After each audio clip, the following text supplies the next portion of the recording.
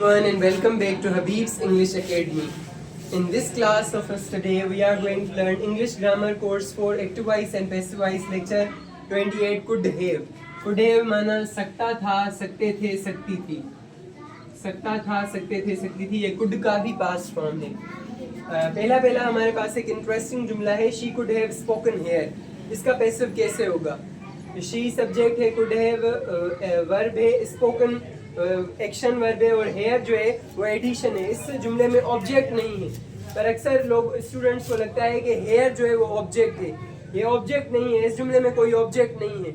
इसीलिए ऑब्जेक्ट की जो कोर्स 1 में डेफिनेशन पढ़ी थी और समझी थी, वो वाली क्लैरिफाई करने की ज़रूरत है कि ऑब्जेक्ट वो होता है जिस पर कोई काम हो जो काम का बर्दाश्त करने वाला हो. हेयर सिर्फ एक एडिशन है, इस पर कोई काम नहीं हो रहा. ऐसे जुमला नहीं बनेगा here could have been spoken by her. No, या इसका कुछ भी नहीं होगा क्योंकि इसमें ऑब्जेक्ट ही नहीं है. तो ये जुमला जब हमने नहीं किया इसीलिए सही है. आप भी ऐसे कुछ जुमले बना सकते हैं जिसमें इंट्रांजिटिव वर्ब हो या ऑब्जेक्ट नहीं हो और वो जुमले आप छोड़कर आएंगे तो वो आपके सही होंगे. Number 2, a bullet could have been bitten by them. Bite a bullet का मतलब होता है मुश्किल फैसला करना. एक मुश्किल फैसला उनसे किया जा सकता था, जा सका होगा. They could have bitten the bullet. उन्होंने एक मुश्किल फैसला किया होगा, कर सकते थे. वो एक मुश्किल फैसला कर सकते थे, उनसे एक मुश्किल फैसला किया जा सकता था.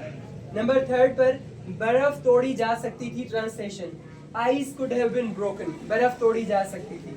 नंबर 4, ब्रेक द आइस माना कि खामोशी तोड़ना. खामोशी तोड़ी जा सकती थी. Ice could have been broken, ये एक इडियम है. Number 4, which person could have cut the corners. कौन सा शख्स मयार को कम कर सकता था. कट द कॉर्नर्स का मतलब होता है मयार को कम करना. कौन से शख्स से मयार को कम किया जा सकता था. By which person could the corners have been cut.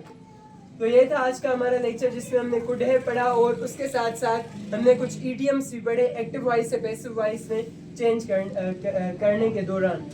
इस लेक्चर में आपको 10 सेंटेंस बनाने हैं एक्टिव वॉइस से पैसिव वॉइस में, ताकि मालूम हो कि आपने अच्छे तरीके से ये सीख लिया है. Thank you so much.